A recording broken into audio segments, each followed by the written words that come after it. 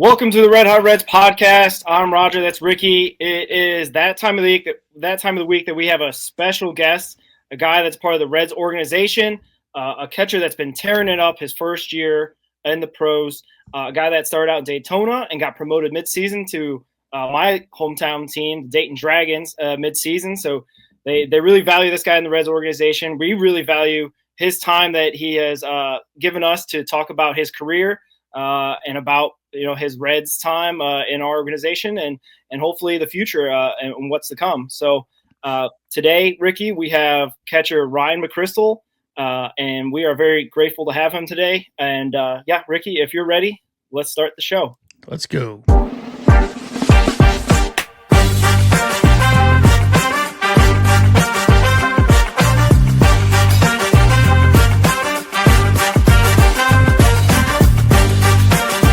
The Red Hot Reds podcast. Here are your hosts, Ricky Logan and Roger Straz.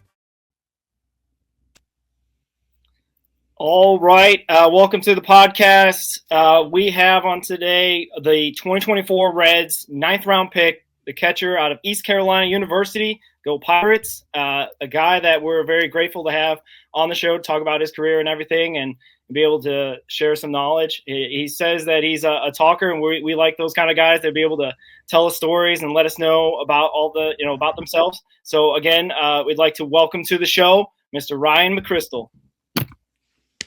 How we doing? Doing all right. How you doing? Great. Great. We hear you're back home in North Carolina. How long you been there? How's that going? I got back here about 1 a.m. after our last game in Dayton on that Sunday and kind of just hanging out, feeling good, not really having too much to do when I wake up, working out, hitting all the normal stuff, lots of golf, too much golf probably, but. Okay. All right. And you're left-handed batter. Do you swing lefty for golf? Yeah. Yeah. Oh, I do. Okay. Nice. That's kind of like my uncle. My uncle's like that too, but that neither here nor there. We're really appreciative, Ryan, for you coming on, talking with us. We are going to talk about a little bit about yourself, how you came up through baseball. We're going to try to go back as far as we can with high school and whatnot. But we usually like to start off every single interview with our first question, and that one is, what is your first baseball memory or your favorite baseball memory?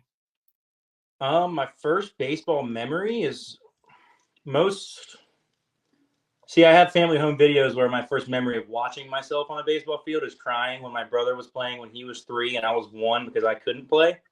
But my first real memory is when I broke my arm when I was like 4 or 5, and they gave me a celebrity at bat essentially at the end of the game because I couldn't play, but I was causing such mayhem in the dugout that they let me go ahead and hit and T-ball. So that's probably my first memory when I thought my world was crashing down because I couldn't play in my T-ball game at Mechanicsville Little League.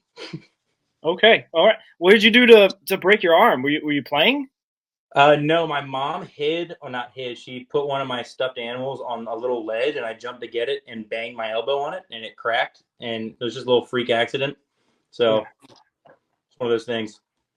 Yeah. Okay. Well, I'm glad that you recovered from that because that could have been a traumatic thing, especially, when at least you didn't do it playing the game, because then maybe that might have sent you on a different trajectory for that. But good. I'm glad that worked out. And you say you played starting at age 4 and you've been playing ever since? Yeah. I mean, my first word was ball. So I've been playing sports or whatever I can as long as possible. I think I started playing when I was around 2 or 3 called blast ball, where everyone would just line up on a rope and someone would hit it and then run to a base that was squeaky. And that was what it was. But my mom always said that I was the one that was running after the ball and trying to get it back to the line, and everyone else was just kind of standing around. Nice. All right. And what other sports did you play?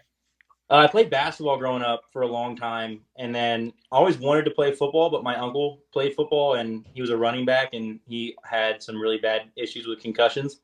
So I figured that the best alternative was to play probably the tougher position in baseball. So I just went ahead and started catching. Yeah, that's fair. That's fair.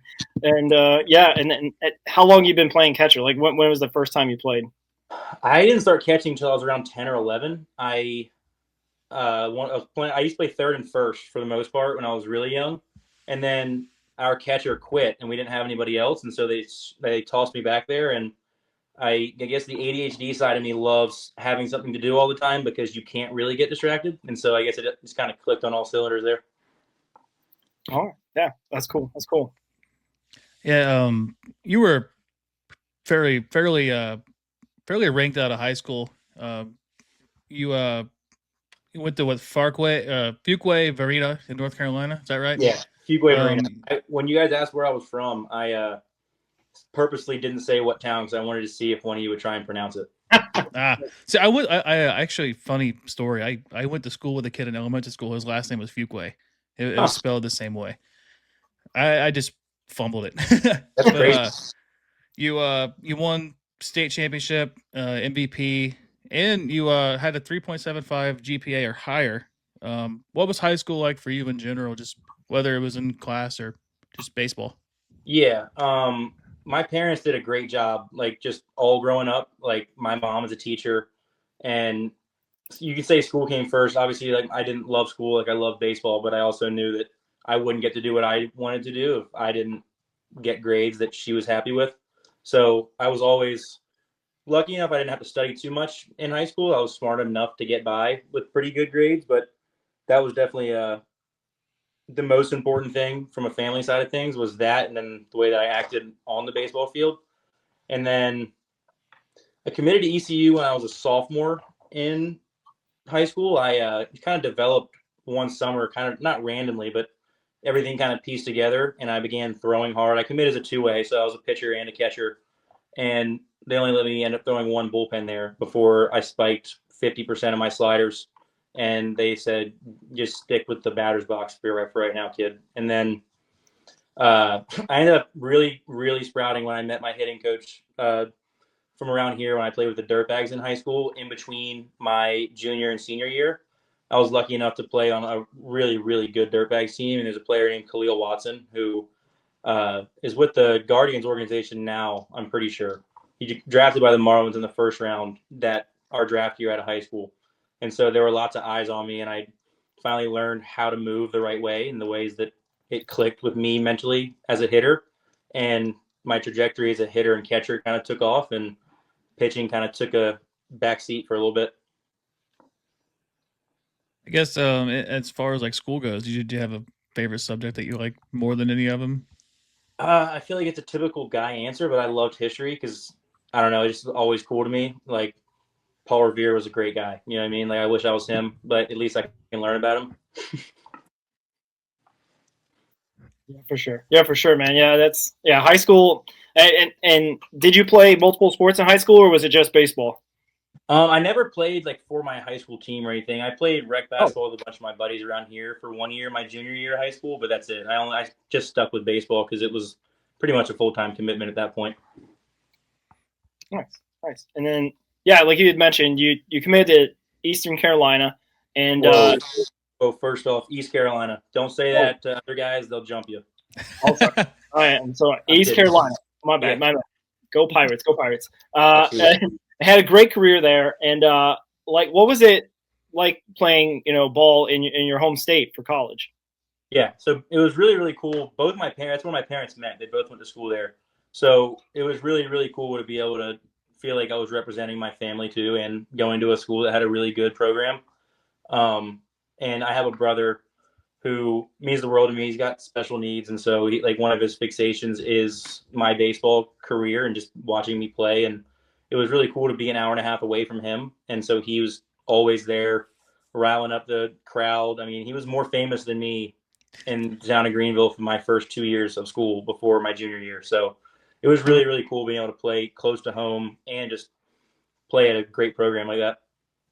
Great, yeah. And I'm guessing, does he still follow your career today, like your brother? Oh, yeah. So our last series in Dayton, I got a concussion that week right before that, like the Friday or Saturday of that last week of the week in Fort Wayne. And so they drove up on Monday to see me, and he hadn't gotten to go all year because he had work here and couldn't take off, and he was pissed at me when I got a concussion as if I had any say. But yeah, he tries to keep up as much as he can. That's awesome. Yeah, that's great to hear. And yeah, that brotherly love, that's really nice to hear about. You say he's your younger brother. How much younger is he? He's 25. But it was one of those.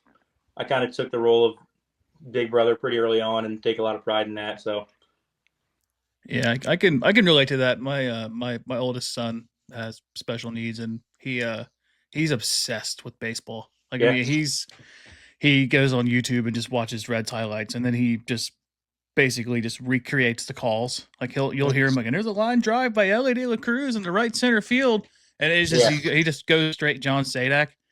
But yeah, that's awesome, man. While you were also in college, you played in the Appalachian League. I see. You played for the Burlington Sock Puppets. How was playing with them, and how did that help your career? Do you think? I think you hit over 400, 6 home runs, 22 doubles, 82 RBIs in less than 50 games. So, seems like you did pretty well.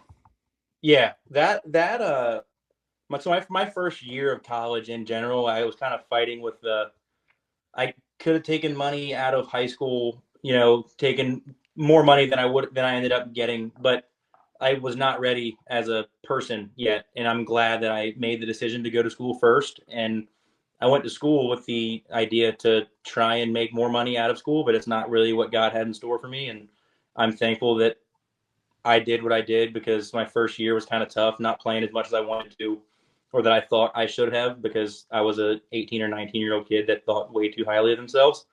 And when I went to Burlington that first summer, it was kind of like, it's time to reset a little bit and like remember who I am, like who am I as a baseball player and person, like trying to build in summer ball, a lot of guys just go and play. But for me, I wanted to try and build a little bit of leadership and then really get back to my roots as a hitter. And luckily I was able to do that. And it was one of those where you can't just sit there and get in your head, because you're playing 6 games a week, just like it is in the minor leagues. And it was just one of those things where I almost fell in love with baseball that summer, because it was just, obviously, when I was hot at the plate that summer too, which helps. But it was just good to be able to play every day and be an hour from home then too.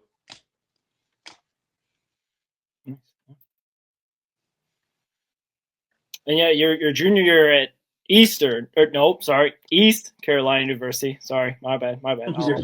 You're good. ECU. ECU. You hit 346 and 7 home runs and 39 RBIs, and with a 99.4 fielding percentage. And that is like, great season behind that. And you were basically, were you in the mindset that you knew you were kind of looking to be drafted after that season? Like, what was the thought process behind it? It sounded like you said that you could have got, out of high school taken possibly by a team, but like, what has changed in that time from when you were 18 to after your junior year? Yeah. So I obviously, like, the second that you don't go out of high school, that the next time you're eligible is as a junior. And it was one of those where I fell into the trap of looking forward to that too much instead of being present where I was. And I kind of had to take a step back and realize that the only way to get what I want when I'm after my junior year of college is to give everything that I have to like this present day. And so that's kind of what I did. And my junior year kind of just developed into a season that I knew I was capable of having, that I just hadn't yet had. I struggled with injuries my sophomore year, and we talked about my freshman year. And so it just kind of all clicked that year. And I think I knew probably halfway through the season, like, the odds are, like, if I ever want to make any money, first of all, and not get like the signing bonus that like a guy with no eligibility gets, which, no offense to anyone like that, I know plenty of guys like it, but it's like just taking advantage of the time frame and the season that I ended up having. And so, yeah, I kind of figured after that season I had a really good chance of going, and so it was kind of, let's have a really good last ride, Yeah. Do your coaches work with you on this kind of stuff, or they kind of more focus on the games and the season, or do they kind of mentor you in any way? They do, like, they'll organize a little bit of, like, we had every November we had scout day, and a bunch of like of the area scouts would come over there, and we had Savage on our team, and so obviously we had a lot of area scouts there that year. So I got to have probably more meetings than I would have had without him being there, since they were already in Greenville. But they help you with that, and then from there, my agent kind of handled things during the season, because we're not really worried about what's going to happen in June or July, whenever the draft was. We're kind of focused on the upcoming weekend series, or we were focused on facing Chase Burns in the regional. Wasn't really too focused on the draft at that point, you know? Yeah, that's fair. That's fair. Yeah, I wanted to ask you, how was college in general, just dealing with like the NIL stuff? NIL blew up after my freshman year. Like, it was a thing my freshman year, but really it blew up going into my sophomore year, and it was so bizarre. I feel like I got to see like the way college baseball was just kind of turn on its head, and I'm personally not a huge fan of it. Like, I don't. It just seems odd to me to buy players that are in college. I think it kind of takes away from the beauty of what college sports are. Like those teams where you have guys that have been together 2, 3, 4 years, where instead it's like, okay, I had a great year. Like, who's going to pay me the most? And Yeah. of course, I respect all the guys that like understand that you can make money doing it, but at the same time, like, I'm very thankful that wasn't the route that I took, because I'd be crazy to say I didn't think about transferring at times, but I wouldn't be the person that I am. I wouldn't have my fiance, dog, all that stuff if it wasn't for sticking it out for 3 years. So it's just one of those where it's not for everyone, like chasing NIL, but I'm definitely glad that I made the decisions that I made. Yeah, it seems like it's working out pretty well. And kind of speaking more on like college, ECU's had some pretty good pros coming in through the ranks. Connor Norby, Savage, Jeff Hoffman, Carter Cunningham, Gavin Williams. Is that like a sneaky good like pipeline for the pros? Yeah. So we're obviously we're very, very good just winning wise there too. But it's one of those, like, we tend, like recently, especially like since Coach Godwin's been there, we've tended to have some really, really good prospects and a lot of guys that have really developed there and then really taken off when they hit the minor league system. So I think we all know kind of what we're building there. I mean, I'm pretty sure my junior year when I got drafted, we had 7 guys drafted, if I'm not mistaken. So it was one of those, like, it's really, really cool. Like when you look around after the 3 days of the draft and you're like, I can't believe 7 guys that I suited up with for 3 years just got taken. Like, their childhood dreams kind of came to fruition. It's a really, really cool thing. But yeah, like we've really done a good job of developing professional talent. Yeah, on that, did you watch your teammate Trey Savage and his trajectory through Toronto's system this year? Yeah, it wasn't too bad, was it? Yeah. I just know we played at Dunedin in May, and then all of a sudden, the other night I was making a DiGiorno pizza watching him pitch, and I was like, pretty sure Trey's in the big leagues, and I'm sitting here making a DiGiorno pizza. But obviously, I'm very grateful. But it's just crazy. He's very, very talented, obviously, but he's such a good dude. Like, couldn't happen to a better guy. Like, it was just like, it's hard not to smile when you're watching him throw. Yeah, that must be just the greatest feeling. Just seeing guys that you were with all the time, just going out there, like you said, living their childhood dreams like that. Yeah, absolutely. And like being a catcher too, like getting to catch Trey for 3 years, because he was a freshman, I was a freshman. Like, we were in the dorms together, just kind of growing as people together. And I'm sitting there trying to call games, like what I would throw, and I was right a lot, but also Alejandro Kirk called a pretty good game for him too. So it was a lot of fun. Yeah, he had a great outing. What was it, Game 5? I think it was. Yeah, I mean, to pitch in the World Series and have that.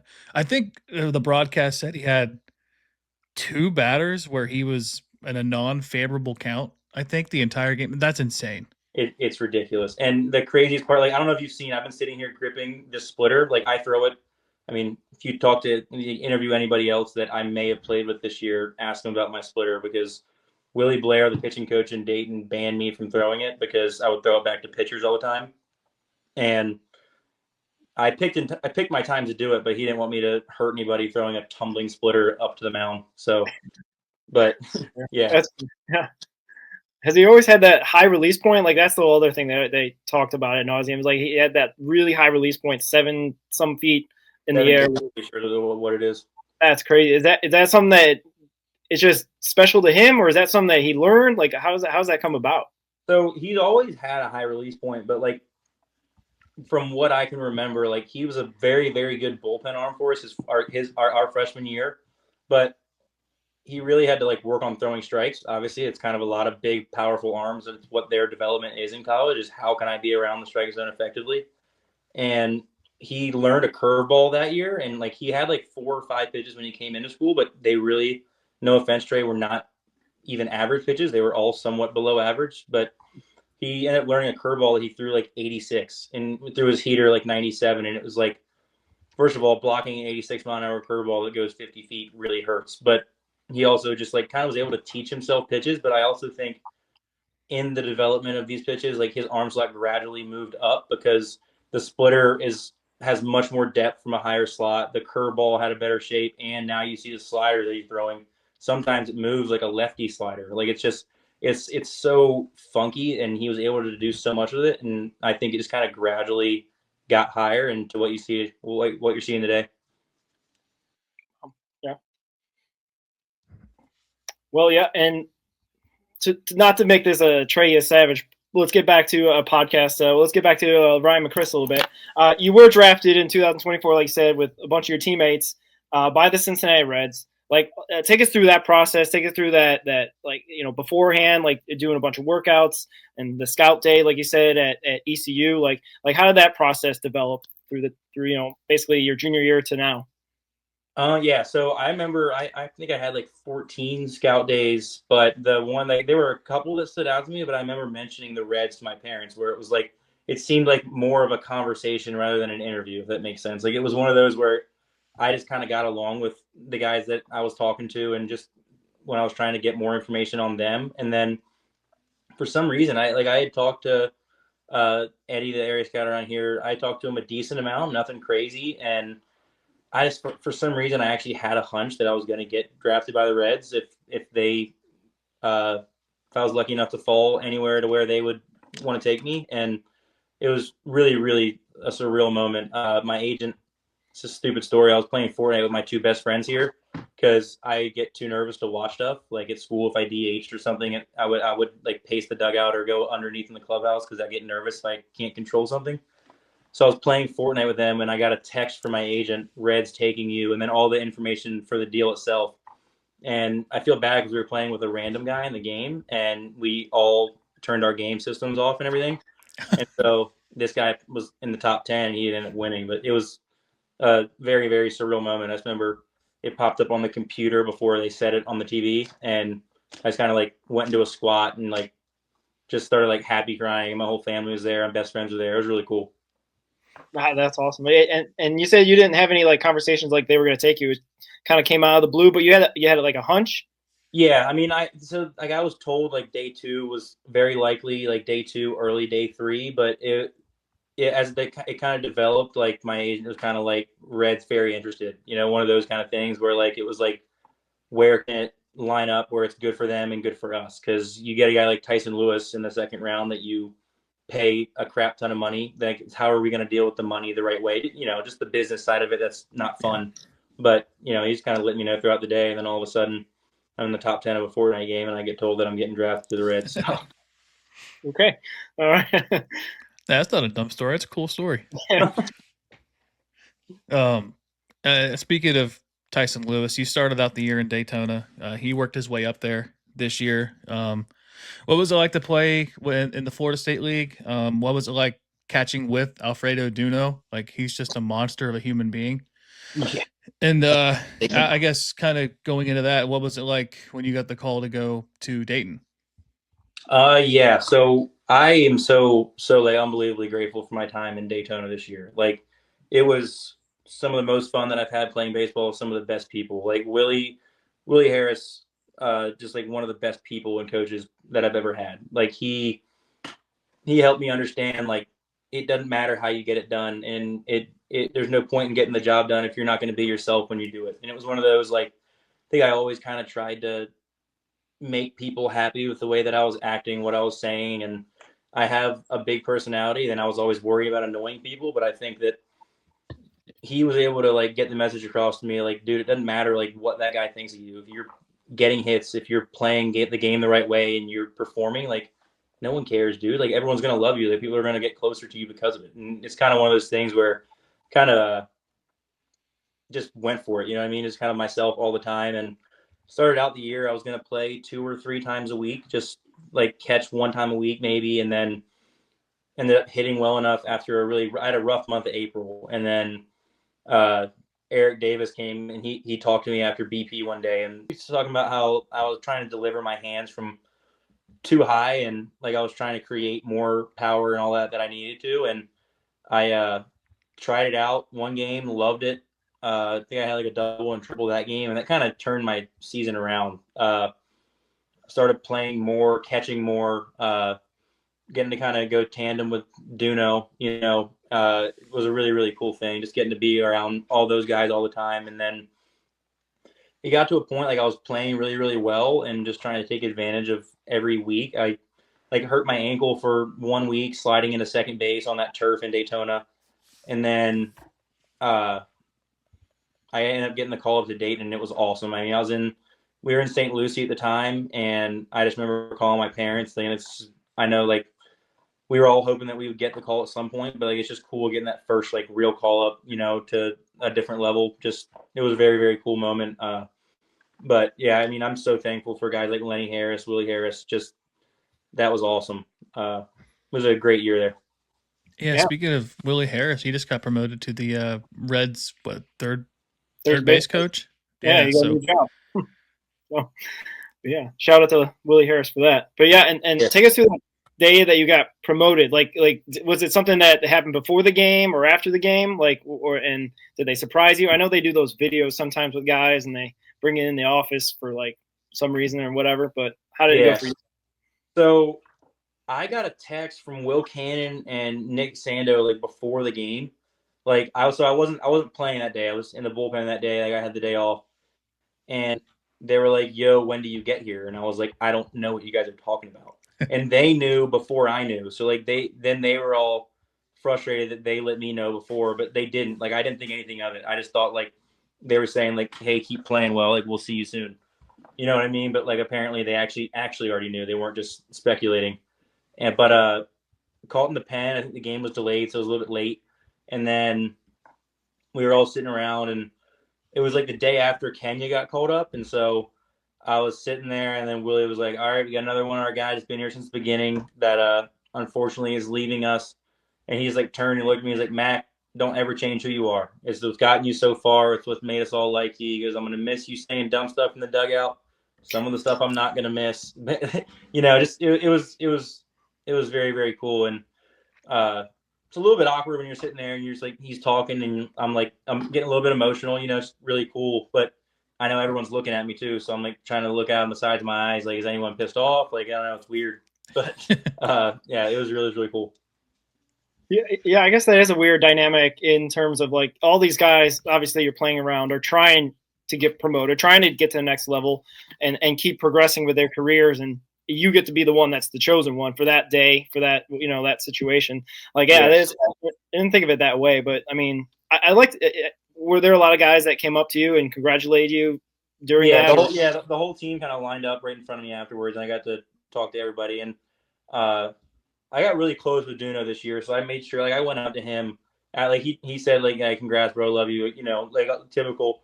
But I went up to him and was like, "Hey, like, I don't know, like, where your head is, dude, because, like, obviously, like, another catcher getting called up, like, we're both having great years individually. Like, it's nothing away from anything that you're doing. But I was like, just, like, you're young. Like, I'm 22. You know what I mean? Like, it's going to happen a little faster for me than it is you. Like, you're the chosen one. You're Anakin Skywalker, dude." I didn't say that because I didn't know if you knew who that was.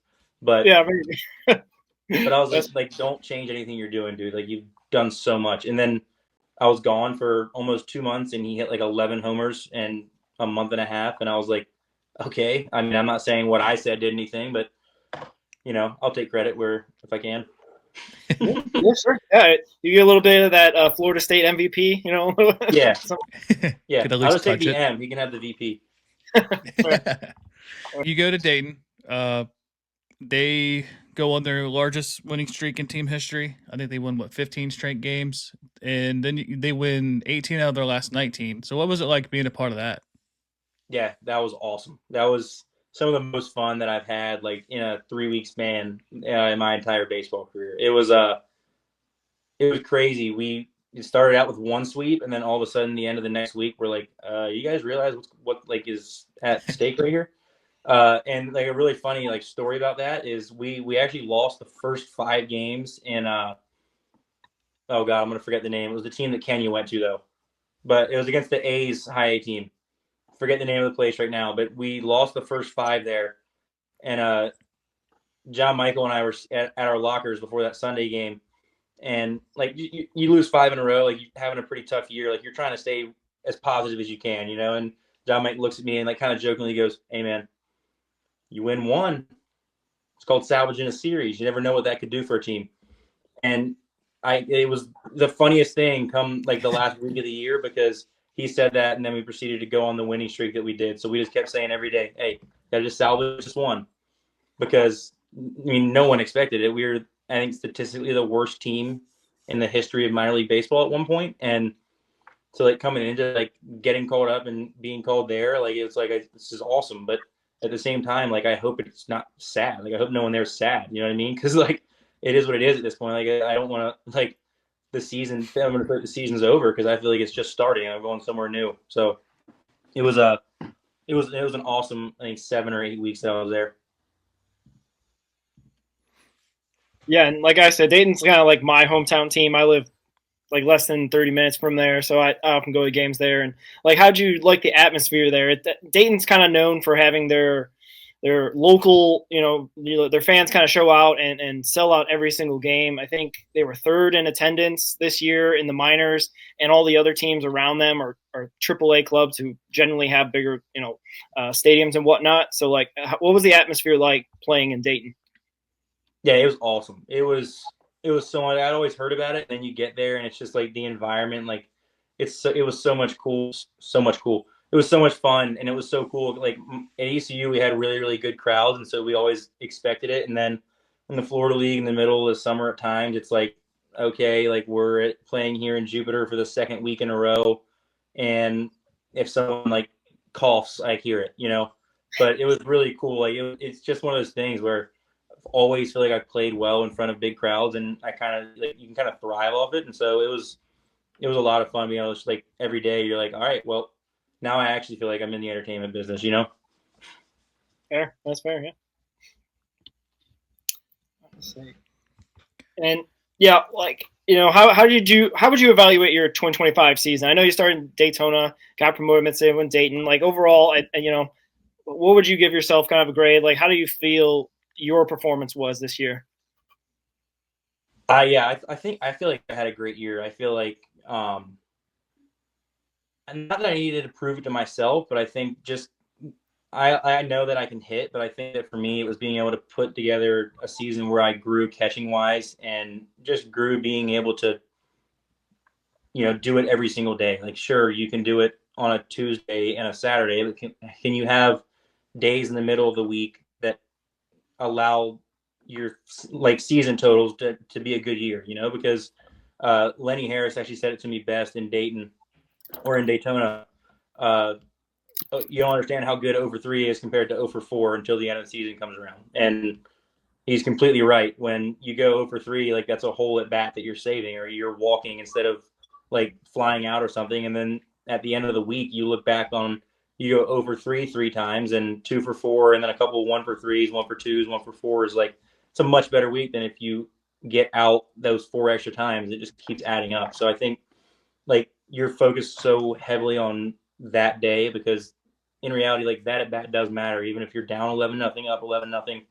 And so I think that I was able to grow a lot in that aspect. And then I really think like just being the same person like every single day was something that it gets hard. And like the dog days, you're like, my body hurts so bad, but at the same time, like I'm so blessed to be able to do this. And I think that I was challenged with things from approach at the plate. I mean, I chase a lot. Like it's just one of those things that I'm trying to learn, but like you have to learn yourself as a player, and you can't learn yourself if you're not the same person every single day. And I think that it was really unique too. I mean, my fiance lived with me this year. And so being able to separate baseball from like my entire life, like in reality, is baseball very important? It is, but it's not who I am. It's just what I do, And so being able to be Ryan McCrystal at home and like be who I needed to be for my family and be able to perform in the field, I think that once I kind of was able to figure that out, I think I was able to really flourish the field. And it was really, really so much fun looking back on it, because it's what the people that come watch games don't see. It's like, how did he do after a bad first month? Like, I was hitting 170 after April and really struggling, and all of a sudden it just a couple of things clicked, and then it was a good year. So I'm very, very blessed and thankful for the year that I had, and I'm very happy with it. Yeah, for sure. I like to think baseball is kind of like life in a way, in terms of like it's a grind every single day, and you're trying to just carve out the W's you can in any whatever scenario you are that day and whatnot. And yeah, sometimes you have bad months, sometimes you have good weeks, sometimes you have overall great years or down years, but like you still apply yourself every single day. Was it tough, I guess, like trying to separate that, trying not to bring your work home, so to speak, to your fiance?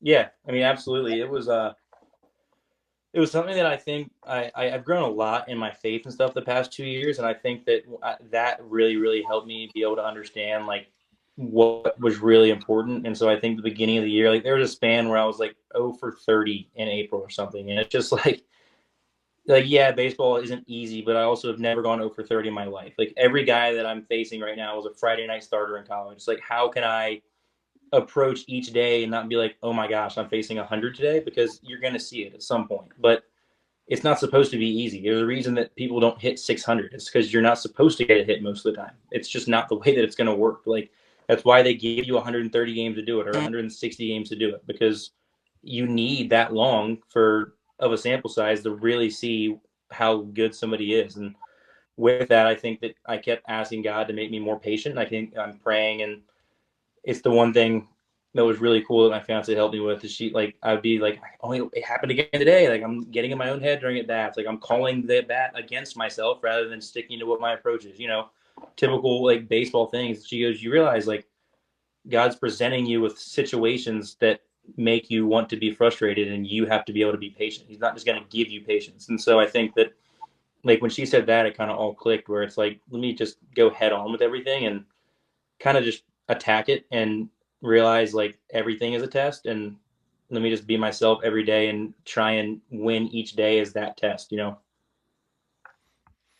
Yeah, that's amen to that. I guess kind of taking a weird turn with this, but I got a little rapid fire for you. It's gonna be a 2-parter because I do have a follow up at the end of this. But okay. So pregame meal. Well, this year was whatever they had for us catering wise, but I love like midday at lunch. I like to have like a chicken and rice or steak and rice kind of thing, and then I can't eat a lot before games, like catching wise. I just feel sick behind the plate, like heavy. So I would typically have like acai bowls or a smoothie from Tropical Smoothie or something light like that. Favorite hobby? I did see some pictures of you on your Instagram page of you like throwing football on the Tortugas. I know you golf too. Yeah, I play golf a ton. That's my biggest hobby. Unfortunately, I've had the shanks for like a month, so it's kind of like one of those things where it's like, how much do I love it? But at the same time, I go back every single day. But yeah, that playing with my dog, just hanging out, those are kind of my favorite things to do. Your favorite player growing up? Ooh, Chase Utley, probably. And favorite ballpark? It could be minors or MLB so far. Oh, it's so tough.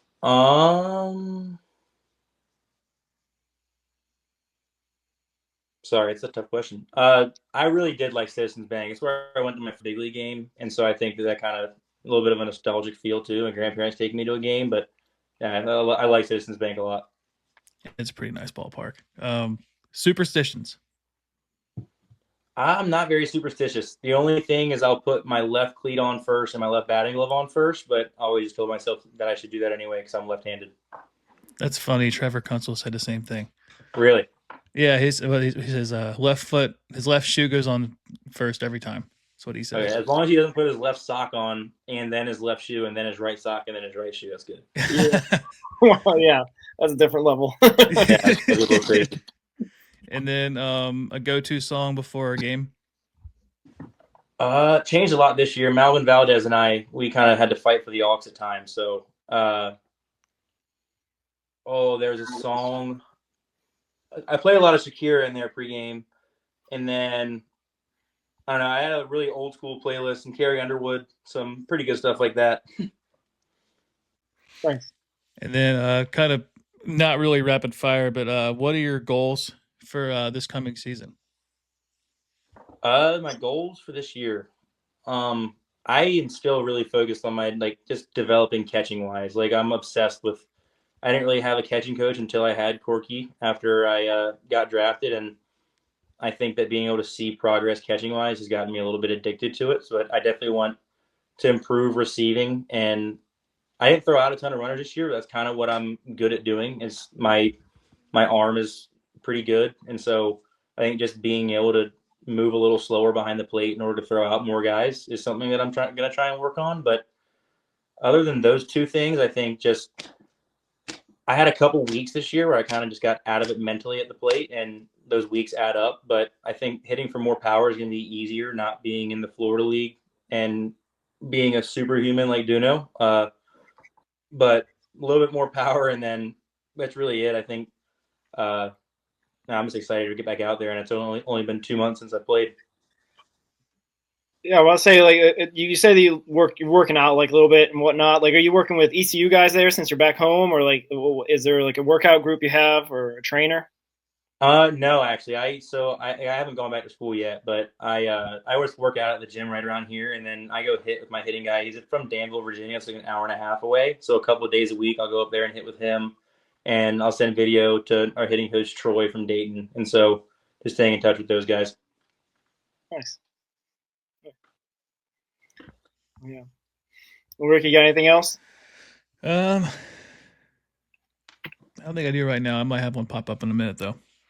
Yeah, I would say it and being a baseball guy, a lot of baseball guys watch all sorts of baseball all the time. Like, I mean, I'm watching Arizona Fall League, I'm watching Duno and Collier out there and all that. Like, you watch, I'm guessing you watched the Reds this year. Like, what were your take on like how the Red Legs did this year?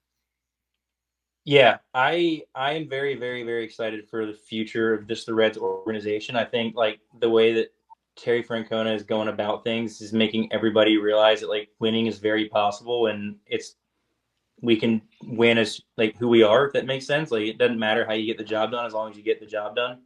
And so I think that we proved this year, like, it doesn't have to always look the best, but I think that throughout the organization, it's sprouting, like, we can do this. And like, it doesn't just start at the top. It's one of those things that I kind of took pride in as someone that came out of college, where in college, all that matters is winning, obviously. But like sometimes in pro ball, it gets kind of mixed up where like people take development over winning. But I think for me at least, like, I develop the most when I'm trying to win, when I'm trying to develop as a person, but also with the guys around me. And so I think that I definitely felt that in Daytona and Dayton. And so it was really, really cool this year, but I'm very, very excited. Yeah, I guess I do have one that popped up. Have you been to Cincinnati yet, and do you plan on getting down here? I haven't gone to the stadium or anything. I've driven past it. My Uber took me there because I had to go there from the airport when I got called up to Dayton. But I don't have any plans to go there yet, but I definitely would like to, because I know when that place is packed, it's rocking. And I know that Cincinnati is such a good organization from a fan perspective because they just care. So at some point, I'm definitely going to make my way over there, and hopefully I'm putting on a uniform too. Yeah, for sure. Because we do have Reds Fest coming up in January or January. Yeah. I don't know if they have any plans on who they're having come out there yet, but I think we're looking into trying to get out there. Don't know how that's going to work out yet, but if you're there, we'd love to have you stop by if you Absolutely. get out there. Yeah, absolutely. Yeah, and like you were talking about Tito, just to circle back to that, because that I really was captured by that. Like, are you feeling like there's a philosophy that's kind of being departed on all you guys, like being instructed, or is it kind of just a thing where you see the top kind of being successful with the way they're playing baseball, the philosophy that they're going about, the way the game is played, or is that something that actually is like, like he's telling Vince Harrison Jr., right, is your guys' coach at Dayton, like is he getting like direct instructions and whatnot, or I don't know. I don't want you to give away state secrets, but you know what I mean? Yeah. No, so Tito talked to us at battery camp in January, where it's catchers and pitchers, and I wanted to run through the spring training, like the locker room wall, because it was just like he just cares. You know what I mean? Like he's a really good person, and I think that like when you're playing for somebody like that, like whether you're at the top or not, like you can sense it, and people want to do well. Like they want to play well, and they want to develop in the ways that they know that like he prioritizes, if that makes sense. And so Yeah. I think that it's really, really easy to like approach each day like and trying to be the best version of yourself when like the goal is to play for a guy like that. And definitely it's just like it's like a little trickle down effect, you know? Oh yeah, absolutely. Yeah, I wasn't sure if it's something that organizationally there's like a bulletin board of like this is what we value or what have you, or if it's just something like, you know, Yes. the head guy. Go ahead, sorry. So like he's one of those, like I love it because I hit the ball very hard, but like I can't try to do that because if I do, I'll hit it. I can hit balls 114, but at the same time, I don't want to hit 150 with. I'm okay. I had 4 home runs this year. If I wasn't in the floor league, I would have had more. Obviously, like I'm not trying to talk myself up at all. I promise. It's true. Like it doesn't matter if a home run is hit 97 or 197. You know, it's still a home run. A hit's a hit. Like I got a hit off Andrew Painter in an 0-2 count this year, and I think I hit it like 66. But like it was 100.5 up and in 0-2, and like I got a hit, and it's like that's the exact same thing as if I pimped a ball off the wall and it didn't go, and I ended up on first base. Like it's the same thing. And so when it comes down to just like getting the job done, I feel like that is something that like I love because it helps you win too. Like it doesn't matter if you hit a home run to get a run in, or if you move the guy from second to third when there's no outs by hitting a ground ball to the second baseman, and then the run scores. Like that's just as much on you as it is the guy that gets them in. And so I think that from what I can tell and from the conversations that I've had, like that's kind of where the organization is heading, and I love it. Yeah, I like what you just said there because that reminded me of a Francona quote earlier in this season. In Miami, Noelvi Marte hit a home run, 116 over the wall, and one of the beat writers asked him, he's like, "Yeah, Marte hit that ball 116. That was pretty. I hit hard." He's like, "It's still a run." Yeah, I was like, I like that because it's just you know it's level headed. It's him not. I liked it too because I played with Duno, and I was like, "Whatever, dude, I get it. Okay, you can hit the ball 160. I can't, but my home runs are going to be home runs too, man." Yeah, exactly. Yeah. That's fair. That's fair. Yeah, and yeah, Rick, if you don't have anything else for our guests, I think we're coming to the end. But we do have one last question that we ask all our guests, especially if they're part of the Reds organization or part of the Reds, you know, universe in terms of content creators, journalists, and whatnot. But you know, being the somewhat tortured fan base that we are, we like to ask everybody: do you think the Reds will win in our lifetime? Absolutely. I truly, I think just throughout you see so much talent throughout our organization, and then I think that getting a taste of going to the playoffs this year and winning, and I think we have the right people in our organization. Like I've always said that we have the best people in the organization. You got guys like Corky Miller going around helping you get better. You're going to get better. Like you're going to care, and I think that this organization is doing everything the right way, and I think that it's definitely going to happen, and it's going to be sooner rather than later. Yeah, I love that answer. And then, yeah, Eric Davis as well coming in and helping you as well. I'm glad that where there's a bunch of former Reds or guys that, you know, been around this organization or giving back in certain ways. And that's awesome to see that. Yeah. Yeah. It was pretty, like the first conversation I had with Eric Davis, I don't want to try and like be like in shock when I'm talking to people, you know, like I don't want to think that highly of people, but at the same time I was like, dude, like, is this actually happening right now? Or am I just like seeing this? You know what I mean? I'm on the backfield at spring training. He's talking to me like, does he even know? How do you know my name? Same thing like when I saw Barry Larkin and talked to him, or when I met Johnny Bench this year, came in and met Duno and it was like, first of all, his hands are huge. Second of all, like I can't believe this is happening at the same time. But like, yeah, it was pretty cool. That is awesome. Yeah, I guess we even dive into those spring training stories. We should have got some more out of that. Part 2. Yeah, we'll have you on again and talk about maybe in March when you're in spring training, get some stuff out of you then, if you don't mind. Yeah, absolutely. Be happy to. Well, yeah, well, we're really appreciative of your time, Ryan. I know we had some technical difficulties. I'm glad we were able to fight through them. Persist, just like we got to do in life and, in baseball and keep on grinding. We're really glad to have you in the organization. We really, we can even have a whole podcast if we want to talk about faith. I don't know, Ricky and I we can do that as well. I would absolutely love that. And so we're really grateful for all the silly questions that you've answered and whatnot. But we wish you the best of luck going into 2026, and hope to have you again on this podcast. So thanks again. Absolutely, I appreciate it, guys. I had a lot of fun. Go Reds. Go Reds. Great, baby. Go Reds.